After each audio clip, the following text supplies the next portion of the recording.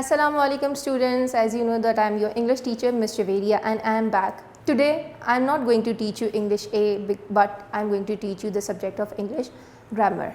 So today we are going to do essay My House. My house means मेरा घर.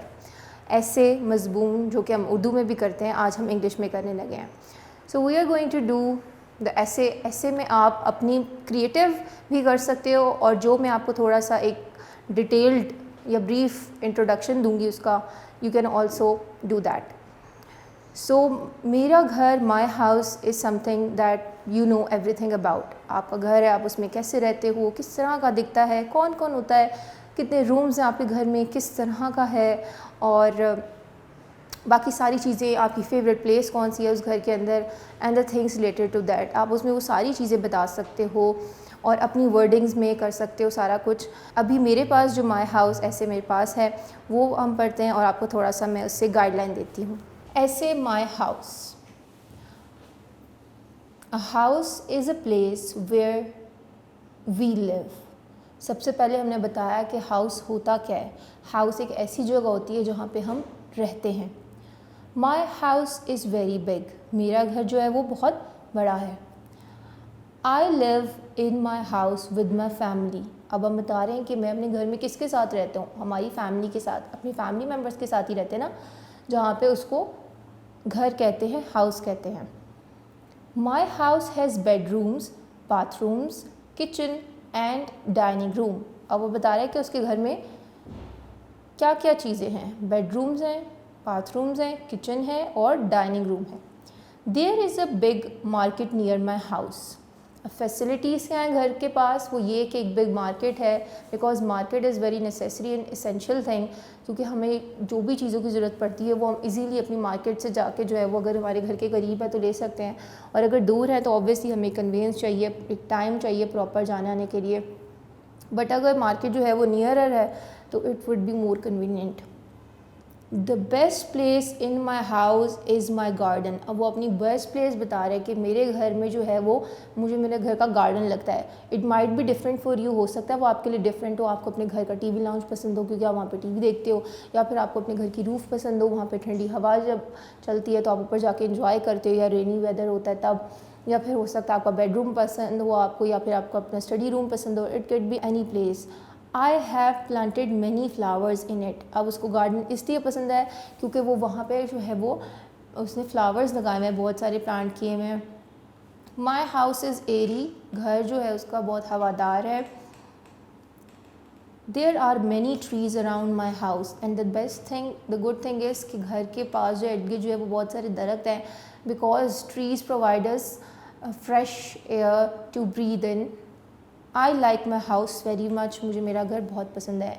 There are 10 lines but if you want to add more, और आपको लगता है कि आप इससे बेहतर लिख सकते हो और इससे ज़्यादा अच्छा लिख सकते हो और इससे ज़्यादा लिख सकते हो, तो it would be very good कि आप अपने जो है वो क्रिएटिव वर्क जो है वो आप कर सको.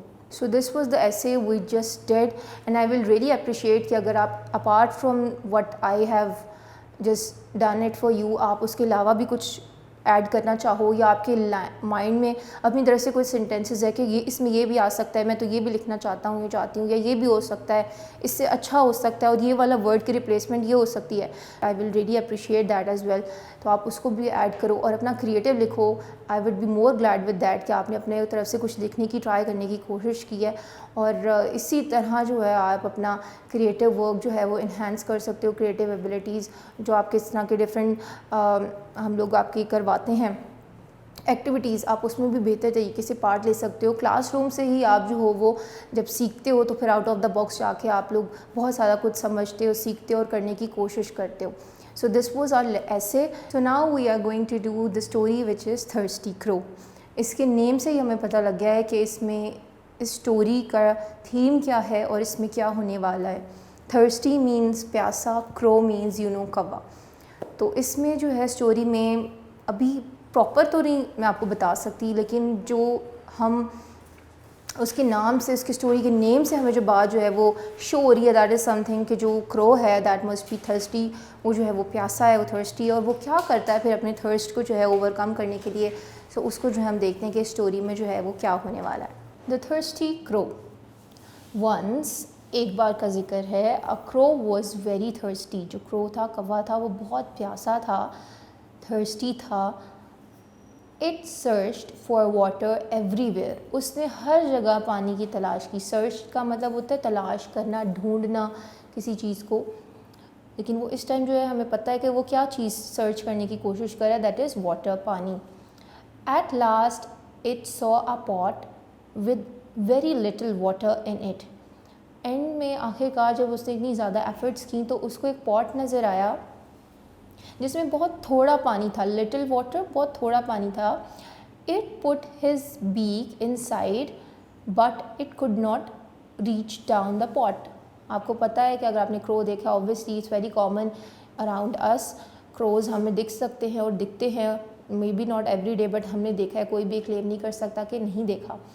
तो वो उसकी जो बीक आपने देखी है वो आगे से थोड़ी सी जो है वो पॉइंटेड होती है। तो उसने अपनी कोशिश की कि वो अपनी बीक उस पॉट में डाले, लेकिन वो पानी इतना थोड़ा था कि उसकी बीक जो है उसको उस तक पानी तक नहीं पहुंच सकी। The crow thought of a plan.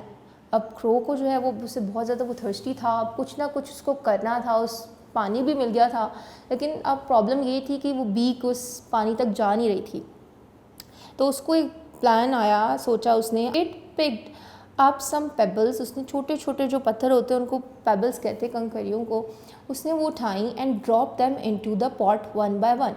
और उसने उन पेबल्स को वन बाय वन अपनी बीक में लेके उसने उस पॉट में डालना शुरू कर दी। द वाटर लेवल रोज। और इस तरह जब आपने देखा होगा, अगर आप किसी ग्लास में पानी थोड़ा है उसमें आप आइस क्यूब्स डालना स्टार्ट करो तो ऑटोमेटिकली जो वाटर लेवल होता है वो रेज हो जाता है। तो इसी तरह इस केस में भी यही हुआ कि उसने पेबल्स जैसे डालना स्टार्ट किए तो पानी जो था वो ऊपर आने लगा।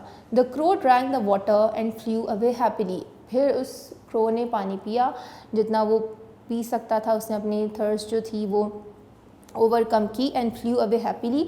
और खुशी खुशी वहाँ से उड़ गया, चला गया वहाँ से। मॉरल क्या हमें मिलता है स्टोरी से, लेसन क्या मिलता है, that is try try again. हमें कोशिश जो है वो करनी चाहिए।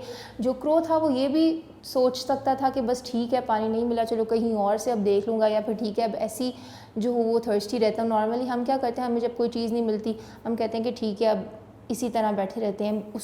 उसकी ट्राई करने के बजाय उसको हासिल करने के लिए मेहनत करना, किसी भी चीज़ को जो हार्ड वर्क करना बहुत ज़रूरी है। ट्राई करना, एटलीस्ट उसे ट्राई करना चाहिए ताकि हम कभी ये ना कह सके कि हमने तो ट्राई भी नहीं किया। हमारी जो सेल्फ़ है वो भी सेटिस्फाई रहेगी इस थिंकिंग के साथ कि एटलीस्ट हमने ट्राई की थी, कोशिश हमने की थी। बेशक वो हम इट्स ऑन